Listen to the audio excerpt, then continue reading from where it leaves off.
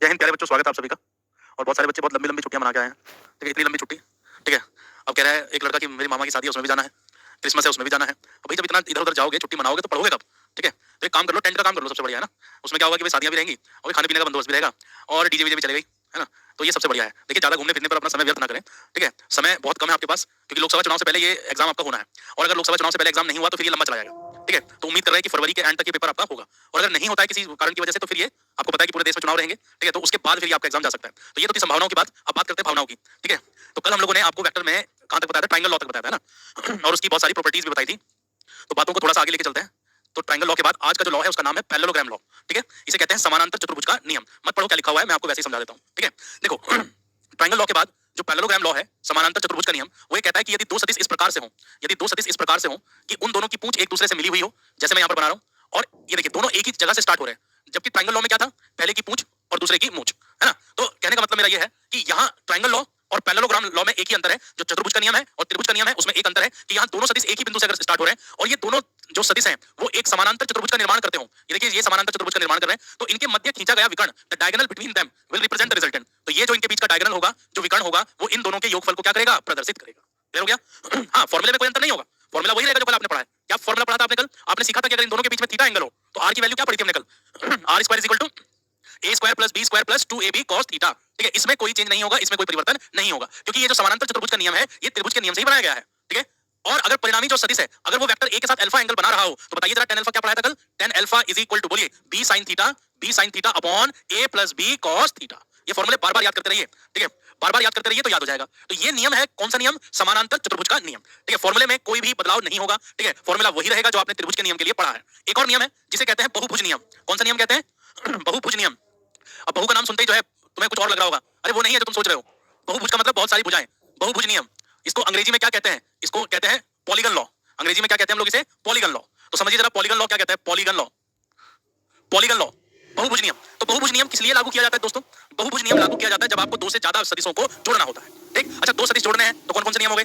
या तो त्रिभुज का नियम या फिर बोलिए समानांतर चतुर्भुज का नियम।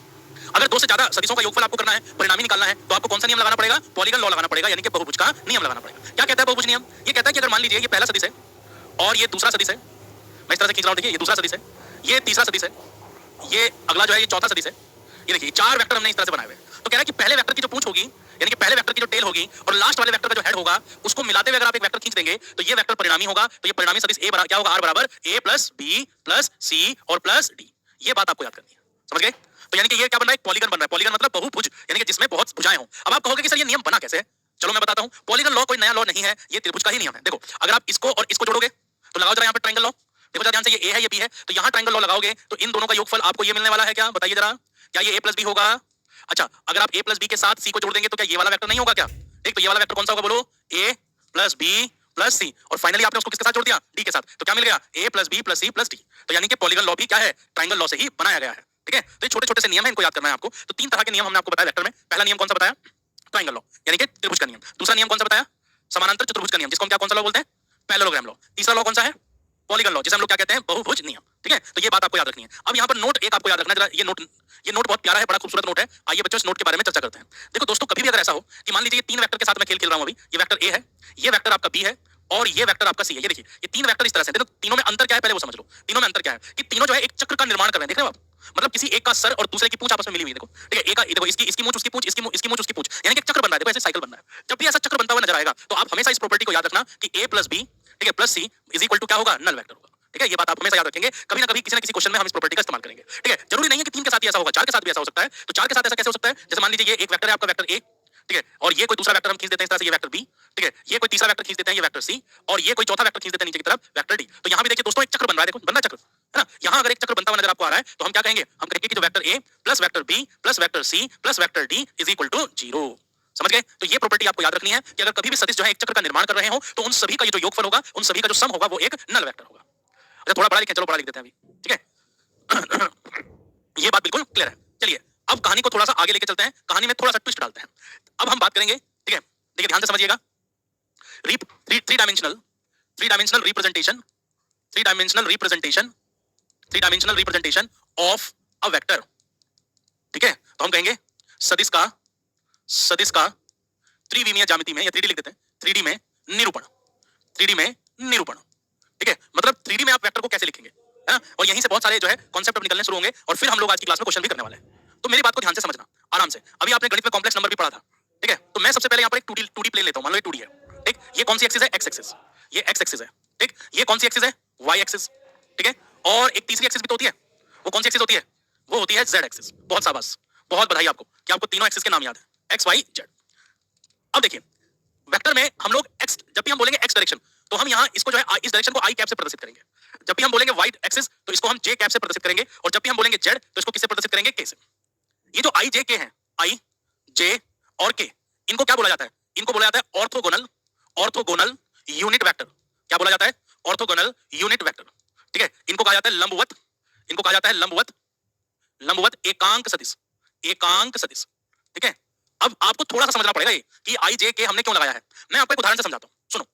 जो यूनिट वेक्टर होता है, ध्यान में रखिएगा, ठीक है, एकांक सदिश, एकांक सदिश का प्रयोग, एकांक सदिश का प्रयोग, प्रयोग सामान्यतः, एकांक सदिश का प्रयोग सामान्यतः, सामान्यतः दिशा को प्रदर्शित करने के लिए, दिशा को प्रदर्शित करने के लिए, प्रदर्शित करने के लिए किया जाता है, करने के लिए किया जाता है, ठीक है। इसको आप अंग्रेजी में लिख लीजिए जरा एक बार, ठीक है, किया जाता है, अंग्रेजी में क्या लिखेंगे हम लोग, ठीक है, a unit vector, a unit vector generally, generally used to represent, to represent the direction. अब आप बोलोगे सर ये क्या अजीब बातें बता रहे हो आप, आज लग रहा है आपको पढ़ाने का मन नहीं है, पता नहीं क्या अजीब बात लिखती है यहाँ पर। अब इस बात को थोड़ा समझाओ तो सही, तभी तो हम समझेंगे कि एकांक सदिश का क्या मतलब होता है। चलिए हम बताते हैं आपको, गुस्सा नहीं, पहली बात तो आराम से समझो, ठीक। अब एक उदाहरण ले लेते हैं और समझते हैं कि आई कैप, जे कैप और के कैप का क्या उद्देश्य है। मान लेते हैं एक आदमी है रामू, राम लखन रामू, ठीक है, रामू जो है, ठीक है, गोरखपुर की ओर जा रहा है, मान लीजिए दिल्ली है, दिल्ली से मान लो पटना जा रहा है, चलो भाई गोरखपुर नहीं जा रहा है, उसने टिकट लंबा ले लिया, दिल्ली से पटना जा रहा है, ठीक, और रामू की जो चाल है, मतलब उसकी स्पीड है, मतलब वेलोसिटी, वो 50, ठीक है, मीटर प्रति सेकंड है, मान लो, ठीक है। अब वेक्टर, अब लोगों ने कहा कि यार इस पूरे, मान लीजिए आप पुलिस में हो, अब पुलिस में आपको रिपोर्ट बनानी है कि बताओ जरा रामू के बारे में क्या खबर है, तो आपने अपने एसएसपी को लिख के भेजा, आपने कहा रामू, रामू दिल्ली से, रामू दिल्ली से, दिल्ली से पटना की ओर, दिल्ली से पटना, पटना की ओर, दिल्ली से पटना की ओर 50 मीटर प्रति सेकंड के वेग से, के वेग से जा रहा है। अब यहां पर पंगा हो गया, ठीक है, पंगा ये हो गया यार इतना बड़ा सेंटेंस कौन लिखेगा। तो गणित ने एक तरीका निकाला, गणित ने कहा कि इस पूरी लाइन को हम एक सिंगल लाइन में कन्वर्ट कर देंगे। अब गणित का कमाल देखो क्या है, गणित का कमाल, गणित का कमाल ये देखिए, मान लो हम दिल्ली को डी से दिखा रहे हैं, ठीक है, ये डी पॉइंट है, और पटना को हम किससे दिखा रहे हैं, पी से।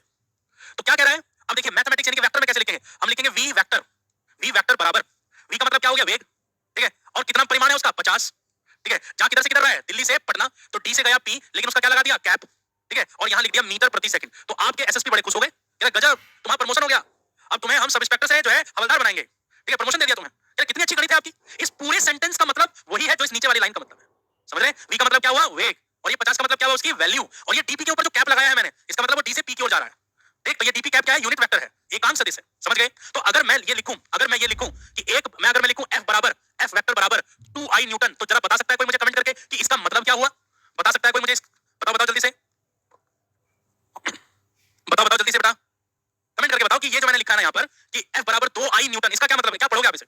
इसका मतलब है कि किसी भी वस्तु पर x दिशा में कितना बल लग रहा है, 2 न्यूटन, समझ गए, समझ गए नहीं समझे। अच्छा अगर मैं यहाँ ऐसे लिख दूं कि F बराबर, ठीक है, 2i प्लस 3j न्यूटन, अब बताओ जरा इसका क्या मतलब हुआ, अब बताओ इसका क्या मतलब हुआ।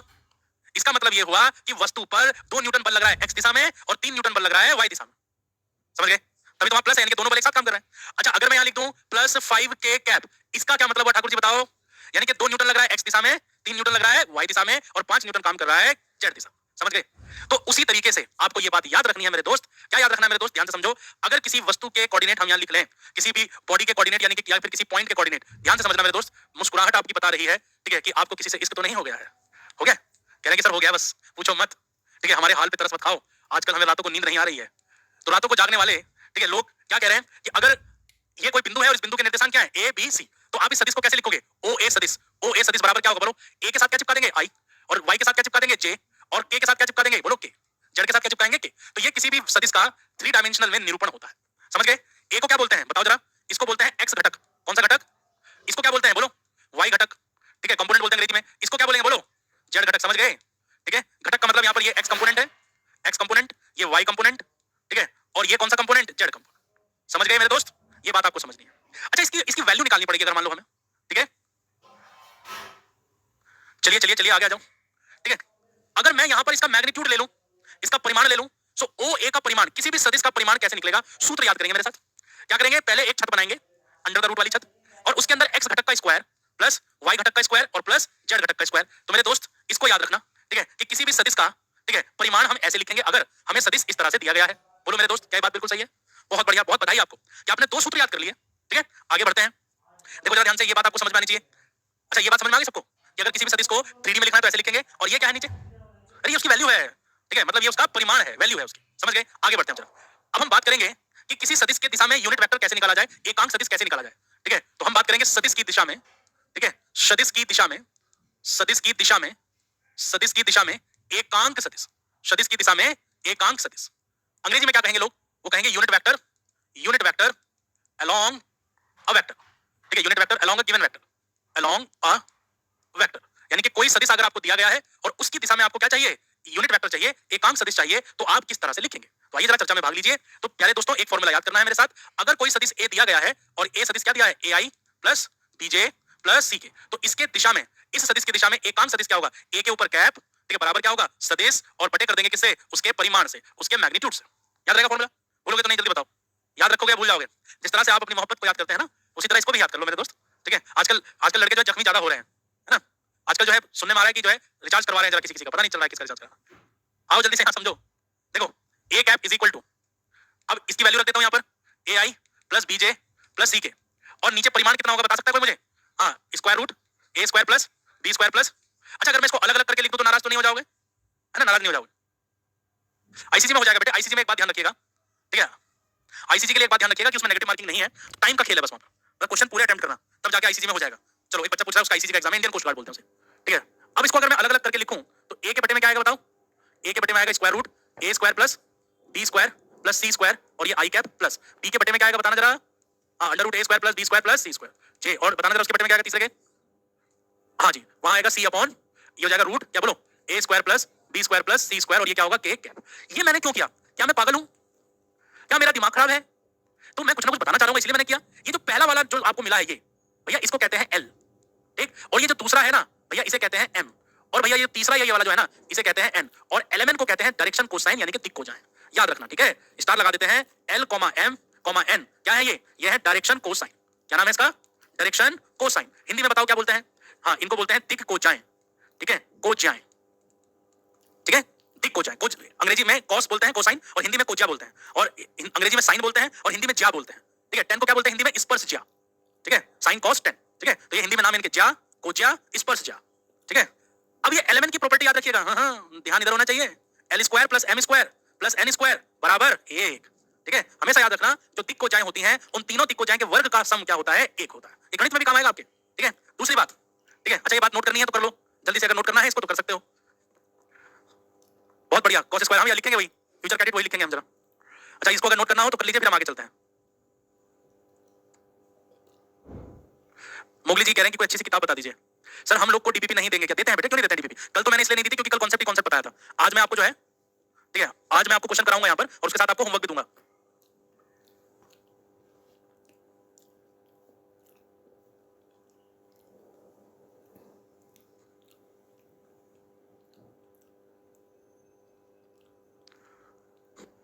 डीपीपी मिलता है आपको ऐप के अंदर। कह रहा कि आपने पेन कौन सा ले रखा है? अरे वैसी है, फर्जी पेन है, 3 रुपए वाला, खत्म हो गया था, इसमें इंक भी नहीं है। मैं देखता हूँ, पानी बन के देखता हूँ एक बार, ना है नहीं इसके अंदर। चलो अब ये बात खत्म हो गई, बातों में मत उलझाया करो मुझे तुम लोग। सुनो जरा एक बात और, देखो लिखो नोट स्टार बना के, यदि यदि कोई सदिश, यदि कोई सदिश, यदि कोई सदिश एक्स अक्ष के साथ, एक्स अक्ष के साथ अल्फा कोण, वाई अक्ष के साथ, वाई अक्ष के साथ बीटा,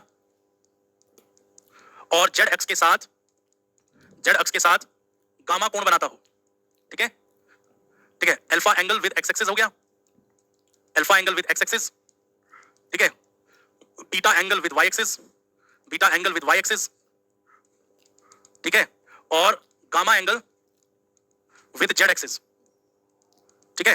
तो हमेशा याद रखिएगा, जो कॉस अल्फा होगा वो कितना होगा, वो होगा ए अपॉन वर्गमूल A square plus B square plus C square, ठीक है।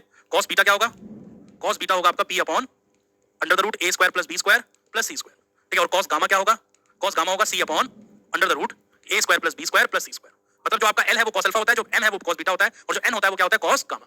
तो यहीं से एक फॉर्मूला और बन जाएगा, cos square alpha plus cos square beta plus cos square gamma is equal to 1। और साइन में इसको लिखना है तो ऐसे लिख सकते हैं, sine square alpha plus sine square beta plus sine square gamma, ठीक है, इज इक्वल टू 2। ठीक है, ऐसे लिख सकते हैं। तो ये प्रॉपर्टी आपको याद रखनी है, ये काम आएगा। डायरेक्शन कोसाइन और डायरेक्शन रेशियो में क्या अंतर है? देखो, डायरेक्शन कोसाइन बोलेगा तो वहां कॉस आएगा आपका, ठीक है, और डायरेक्शन रेशियो का मतलब वहां पर हम एंगल का रेशियो लेंगे, जो पूरा 360 है वो 360 किस तरह से विभाजित हुआ है। ठीक है, चलिए आगे चलेंगे। देखो बहुत सारी बातें ऐसी जो आपको मैथ्स में ज्यादा, क्योंकि मैं अंदर का टॉपिक में घुस गया बहुत लंबा हो जाएगा। आगे बात करते हैं। अब बात करते हैं किसकी? बात करते हैं स्केलर प्रोडक्ट की। समझिए जरा ध्यान से समझो बेटे, स्केलर प्रोडक्ट। स्केलर प्रोडक्ट को क्या बोलते हैं? इसको कहते हैं अदिश गुणनफल। कौन सा गुणनफल? अदिश गुणनफल। अदिश गुणनफल। देखो दो सदिशों को आप किस प्रकार से गुणा कर सकते हैं, तो ध्यान से समझिएगा। अगर दो सदिश आपके पास है ए और बी, तो इन दोनों का अगर आप डॉट कर रहे हैं तो ए डॉट बी को क्या बोलते हैं? Scalar product. ठीक है, या बच्चे इसको शॉर्टकट में डॉट प्रोडक्ट भी कहते हैं। तो ये होगा मॉड ए मॉड बी, और यहाँ क्या आएगा? Cos theta. याद रखना है फॉर्मूला। अगर आपको ए और बी ऐसे दिए गए हैं, मान लो आपको ए दिया गया है ऐसे, a1i प्लस b1j और प्लस c1k, और आपको b दिया गया है इस प्रकार से, b वेक्टर आपको इस प्रकार से दिया है a2i प्लस b2j और प्लस c2k, और आपसे बोला कि बताओ a डॉट b क्या होगा। तो a डॉट b करना बड़ा आसान है। कैसे करोगे बताओ?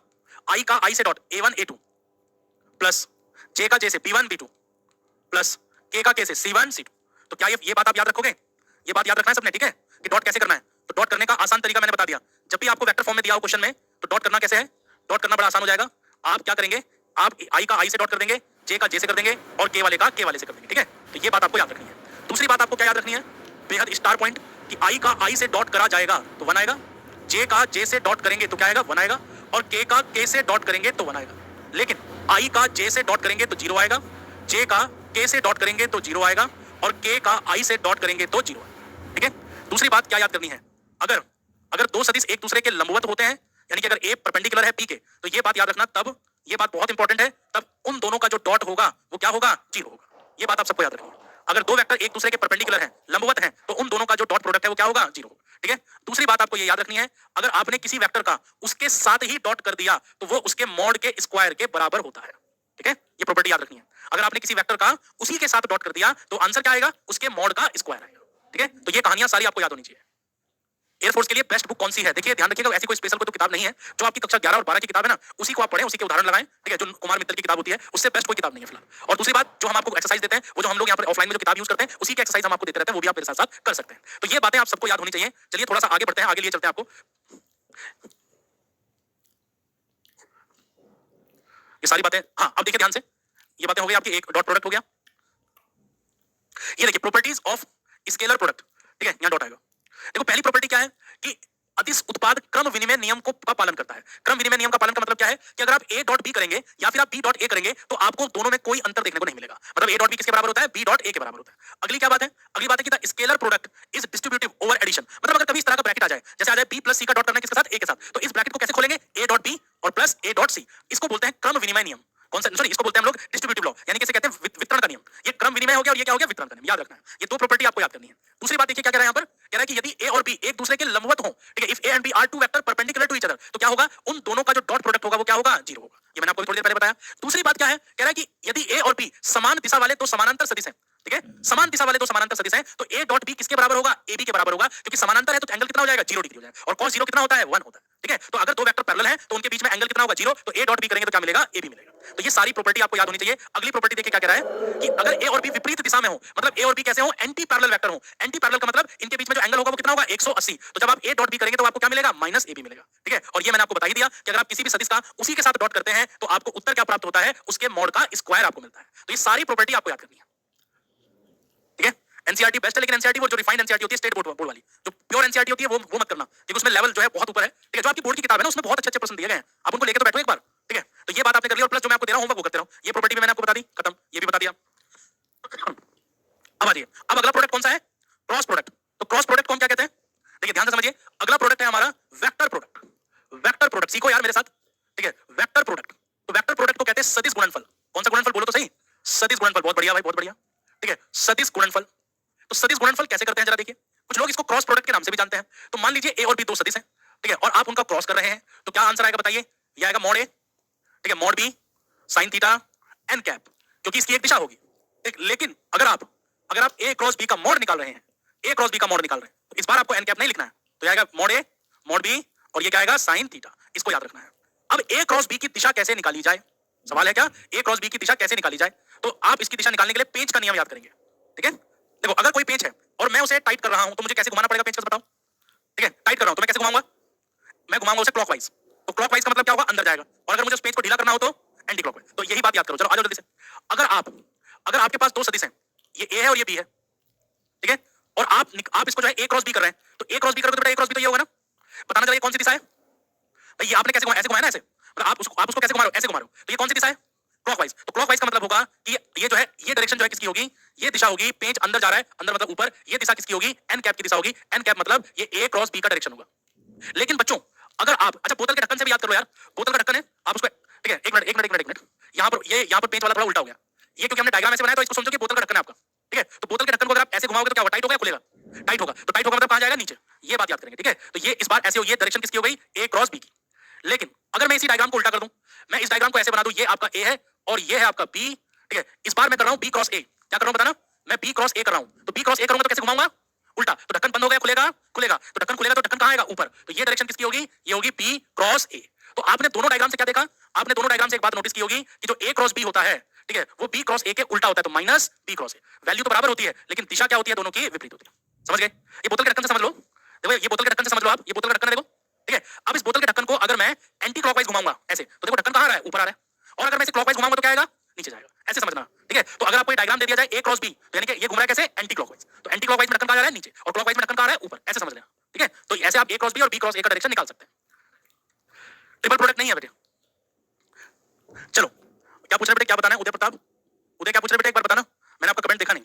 अच्छा एक दूसरी बात समझो जरा, अगर आपको वेक्टर इस तरह से दिए जाए, कैसे दिया जाए, वेक्टर ए बराबर, मान लो ये दे दिया आपको a1i प्लस b1j और प्लस c1k, और आपको दूसरा कोई वेक्टर दे दिया जाए, vector b is equal to a2i, बोलो, b2j और प्लस क्या हो गया c2k, और आपसे किसी ने ये कहा कि a क्रॉस b निकालो, तो आप a क्रॉस b ऐसे निकालेंगे, a क्रॉस b, एक मोड बनाएंगे, इस तरह से सारणी बनाएंगे, यहाँ पर i j k, पहले वेक्टर को इसमें भर देंगे, a1 b1 c1, और ये a2 b2 c2। अच्छा इसको खोलना तो आता है ना सबको, अच्छा इसको खोलना आएगा तो कैसे, पहले वाले को छुपा लेंगे, हाँ, तो ये आएगा b1 c2, ठीक है, minus c1 b2 i cap, बीच वाला हमेशा माइनस होता है, a1 c2 minus a1 b2, sorry उल्टा, अच्छा बीच वाले छुपाया ना, सही है, a1 c2 minus c1 a2 j cap.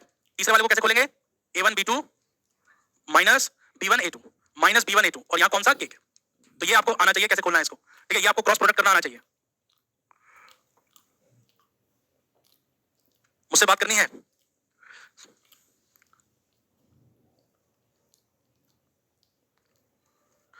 चलिए करेंगे sir, alpha beta gamma in space which are not coplanar Y.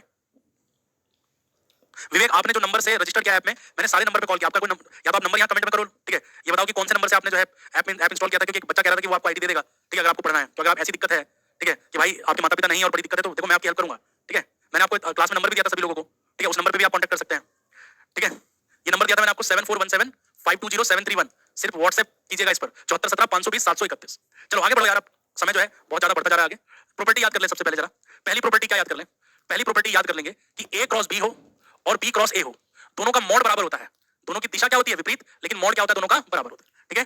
दूसरी प्रॉपर्टी याद करेंगे, ठीक है, कि आई से अगर जो है क्रॉस कर दिया जाए तो जीरो आएगा, जे से क्रॉस कर दिया जाए तो जीरो आएगा, और के से क्रॉस कर दिया जाए तो जीरो होगा। लेकिन आई का जे से अगर आप क्रॉस करेंगे तो के आएगा, ठीक है, जे का के से क्रॉस करेंगे तो आई आएगा, और के का आई के साथ करेंगे तो जे आएगा, ठीक है। अगली प्रॉपर्टी क्या याद करनी है, अगर किसी वेक्टर का उसी के साथ क्रॉस कर दिया जाए तो उत्तर हमेशा क्या होगा, जीरो होगा, ठीक है। अगली प्रॉपर्टी याद करनी है कि अगर if A and B are parallel, अगर दो सदिश हैं और दोनों सदिश एक दूसरे के समानांतर हैं, एक दूसरे के पैरेलल हैं, तो उन दोनों का जो क्रॉस प्रोडक्ट होगा वो सदैव ही क्या होगा, जीरो होगा। ये बात आपको याद करनी है, ठीक है, ये प्रॉपर्टी याद कर लीजिए, क्लियर। चलिए अब आगे बढ़ेंगे। तो ये प्रॉपर्टी याद होने के बाद अब समय आ चुका है कि हम कुछ सवालों का जवाब दें, तो सीधा मैं लिए चलता हूं आपको क्वेश्चन पर। आज का पहला सवाल स्क्रीन पे आपके सामने बनाइए। क्या कह रहा है देखिए जरा, पहले सवाल में कह रहा है कि सदिश ए बी तथा सी बराबर क्या दिया हुआ है, सी बराबर ए प्लस बी दिया गया है, द्वारा संबंधित है, नीचे दिए गए चित्र में से कौन सा चित्र इस संबंध को दर्शाता है। अच्छा अगर आपने ए और बी को जोड़कर अगर आपको सी मिला है तो ए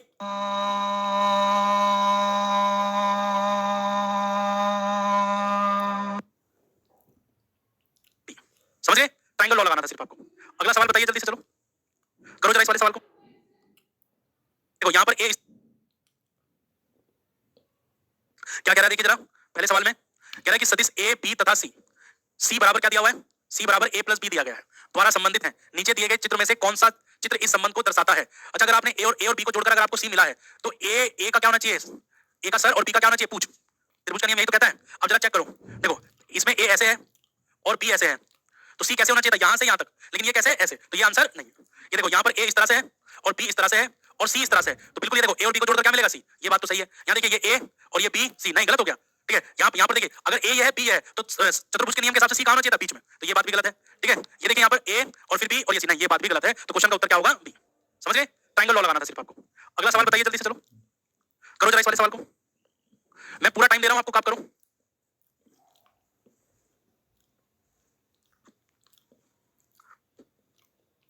करो करो जल्दी करो। देखो ध्यान से सुनो, पहले आपको ये चित्र दिखाया गया है यहाँ पर, ठीक है, और इस चित्र को बड़ा कर लेते हैं चलो थोड़ा सा, ये लो मैंने बड़ा कर दिया, ठीक है। अब इस चित्र में आपसे क्या बोला गया है कि आपको बताना कि ये जो कौन सा विकल्प सही संबंध को दर्शाता है। देखो बेटे, ये क्यू है, ये नीचे पी है, और पी और क्यू के बीच में कौन है आर, तो इसका मतलब आर बराबर क्या होगा, क्यू प्लस पी। लिख लो इसको, क्या मिला पहला, आर बराबर क्या मिला बोलो, क्यू प्लस पी, ठीक है। अब यहां देखो, इधर देखो, ध्यान से देखना, ये बीच ये क्या है एस, देखो ये पी है, ये एस है और ये क्यू है, तो यहां त्रिभुज का नियम तो ऐसे लगेगा ना, बोलो, तो यानी कि पी और एस को जोड़कर क्या मिलेगा क्यू, तो यानी कि जो आपका क्यू है वो पी प्लस एस है, ठीक है। तो बताओ जरा कौन सा संबंध होना चाहिए सही, क्या क्यू बराबर आर प्लस एस है, नहीं, क्या आर बराबर पी प्लस क्यू है, हाँ, क्या एस बराबर क्यू प्लस पी है, नहीं, क्या आर बराबर पी प्लस एस है, नहीं, तो कौन सा संबंध सही है कि आर बराबर क्या है, पी प्लस क्यू, ये वाला संबंध आपका क्या है, सही है। सी नहीं बेटे, सी कैसे हो जाएगा, सी में कह रहा है कि आर बराबर पी प्लस एस, ठीक है, पी प्लस एस कह रहा है बेटे, ये पी है ये एस है, गलत है। संबंध तो ये दो ही हैं जो मैंने लिखे हैं बोर्ड पर, समझ गए। तो चलिए ये बात भी आपकी सही हो गई, ये क्वेश्चन का आंसर भी सब बच्चों ने सही दे दिया। चलो अब आगे चलो, नेक्स्ट क्वेश्चन पर चलते हैं, ये वाला करके दिखाओ।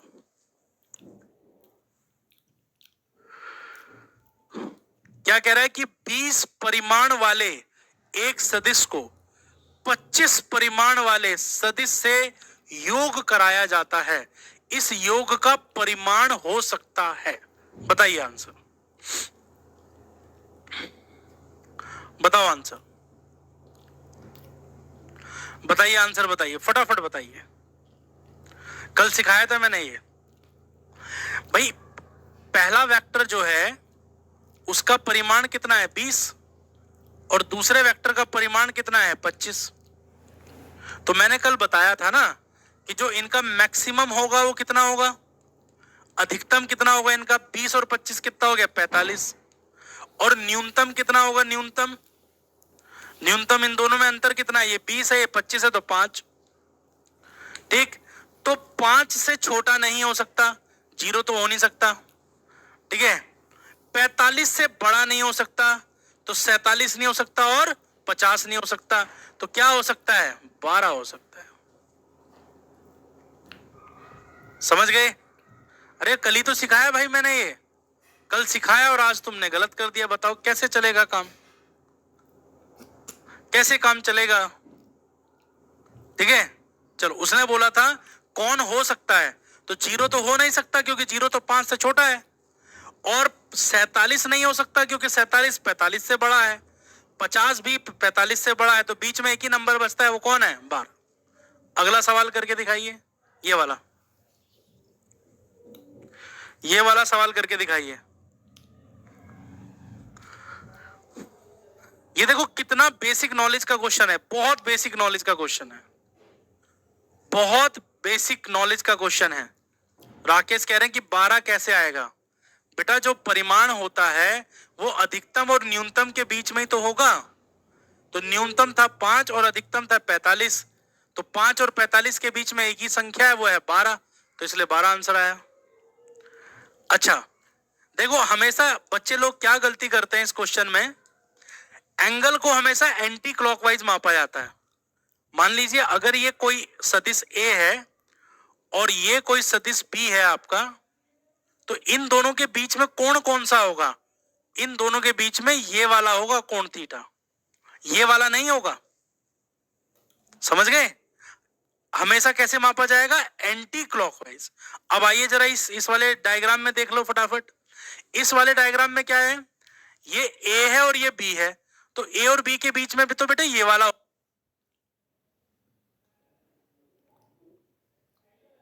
होगा एंगल। तो ए और बी के बीच में कितना एंगल होगा? ये 110 है, तो यानी कि ये कितना होगा? ठीक है, 70 होगा, क्योंकि टोटल 180 होता है ना। तो ए और बी के बीच में कितना एंगल है? 70। तो ये कह रहा है कि angle between A and B is 110। ये बात गलत है? बोलो, गलत हो गई। अच्छा, अगला अगला चेक करो, angle between C and D is 60। तो सी कहां पर है? ये देखो, ये सी की दिशा है और ये कौन सी दिशा है? डी की। तो एंगल क्या होगा इनके बीच में? कौन सा एंगल लोगे आप इनके बीच में? भाई सी और डी के बीच में ये सी की दिशा हो गई, ये डी की दिशा हो गई। ठीक है, आप चाहें तो डी को ऐसे बना लीजिए, लो, तो ये होगा ना इनके बीच में एंगल। बात तो एक ही है। तो बताइए जरा, मतलब ये वाला एंगल, तो ये क्या ये 60 डिग्री है? बताओ जरा, क्या ये 60 डिग्री है? देखो बेटे, आप इसमें कंफ्यूज मत हो। देखो, इसने कहा है सी और डी के बीच 60 डिग्री का कोण। देखो, पहले देखो सी किधर जा रहा है? सी आपका ऐसे जा रहा है, ऐसे, और डी आपका ऐसे जा रहा है। ठीक है, ये वाला एंगल होगा इन दोनों के बीच में। ठीक है, ये अब देखो, नीचे नीचे चलो एक बार जरा। ये देखो, ये ऐसे और ये ऐसे। ठीक है, और ये एंगल होगा इनके बीच में, ये वाला। ठीक है, क्योंकि ये एक ही जगह से स्टार्ट हो रहे हैं। अगर अगर एक ही जगह से स्टार्ट हो रहे हैं तो इनके बीच में ये जो एंगल होगा ये इनके बीच का ही एंगल माना जाएगा। ठीक है, लेकिन अगर ये ऐसे स्टार्ट हो रहे हैं, ऐसे, तो एंगल कौन सा होगा इनके बीच में? ये वाला एंगल होगा। तो मुझे कोई बच्चा ये बता दो कि ये एंगल कितना है? क्या ये 60 है या 120 है? ठीक है, अगला चेक करो जरा। दूसरा तुमने चेक कर लिया, अगला क्या है? Angle between B and C is 110। B और सी के बीच में 110 का एंगल है। क्या है ये बात? बी कहां पर है? ये बी है। ठीक है, और सी कहां पर है? सी ये है, सी ये है। ठीक है, तो ये कह रहा है कि इनके बीच में एंगल बताइए कितना है। देखो, अगर आप इस वाले पॉइंट को उठा के यहां ले आए तो अब ये वाला एंगल होगा ना इनके बीच में। ठीक, ये 70 है, तो ये कितना होगा? 110 होगा। ठीक है, अगला देखो, angle between B and C is 70। B और सी के बीच में 70 नहीं, बी और सी के बीच में कितना है? 110। ये तुमने गलत बताया मुझे। सी और डी के बीच में जो एंगल होगा ये सी है। देखो, सी को यहां से बना लो, ये सी है तुम्हारा और ये तुम्हारा डी है। ये वाला एंगल क्या होगा? भाई वर्टिकल अपोजिट एंगल नहीं हो गए क्या ये? अगर ये 120 है तो ये भी क्या होगा? 120। तो ये वाला बात भी गलत है। कौन सा बचा सही? सी बच गया। समझ गए? देखो, इस क्वेश्चन से क्या सीखने को मिलता है? सबसे पहले देखो, इस क्वेश्चन से क्या सीखने को मिलता है, पहले ये बात करोगे। इस क्वेश्चन से हमें दो बातें सीखने को मिलती हैं। दो बातें कौन कौन सी सीखने को मिलती है, आइए जरा समझ लेते हैं। बेटे, अगर वेक्टर इस तरह से हो, अगर वेक्टर इस तरह से हो, ये वेक्टर ए और ये वेक्टर बी, तो बेटे इनके बीच का जो एंगल होता है वो कौन सा होता है? ये वाला। समझ गए बेटे? और अगर वेक्टर एक ही जगह से स्टार्ट हो रहे हो, ठीक है, ऐसे स्टार्ट हो रहे हो, ये इधर जा रहा है, ये इधर जा रहा है, तो इनके बीच का एंगल कौन सा होगा बेटे? ये वाला। ये बात आपको याद करनी है। ठीक है, ये क्वेश्चन से सीखने को मिलता है। ठीक है, कि हम एंगल को कैसे मापेंगे, ये बात ध्यान में रखिएगा। ठीक है, अगर दोनों एक ही जगह से स्टार्ट हो रहे हैं तो ये वाला एंगल उनके बीच का होगा। अगर वो इस तरीके से हैं तो ये वाला एंगल क्या होगा? उनके बीच का एंगल होगा। क्लियर है? आगे बढ़ो। कह रहा सर डी नहीं हो सकता। डी वाला चेक करो जरा। बी और सी, बी और सी चेक कर लो, चेक कर लो एक बार, कोई दिक्कत थोड़ी ना है। बी कहां पर है? ये। और सी कहां पर है? ये। तो एक काम करते हैं, बी को हम ऊपर बना लेते हैं। यहां पर देखो, बी को हम यहां बना लेते हैं। भाई इसको उठा के आप यहां ले आओ, तो यार ये एक ही जगह से स्टार्ट हो रहे हैं। ठीक है, ये देखो एक ही जगह से स्टार्ट हो रहे हैं। तो अगर ये एक ही जगह से स्टार्ट हो रहे हैं, ठीक है, तो इसका मतलब क्या होगा? ये वाला एंगल होगा इनके बीच में। ठीक, ये 70 है तो वो कितना होगा 110। समझ गए? ये क्लॉकवाइज नहीं है बेटे, ये एंटी क्लॉकवाइज है। ये ऐसा नहीं लेना है, ये गलत अप्रोच है। इसको ये खींचो, इसको ये खींचो, ये होगा इनके, ये एंगल नहीं होगा इनके बीच में, क्योंकि आपने इसको ऐसे खींच दिया, लेकिन वो जा कैसे रहा है ऐसे। तो ये एंगल लेना है आपको, ठीक है। चलो आगे देखिए, ये वाला करके दिखाओ। कह रहा है कि 5 डाइन बल के आयताकार घटक हो सकते हैं। 5 डाइन बल के आयताकार घटक हो सकते हैं। याद रखना, आयताकार घटक कौन होते हैं? आयताकार घटक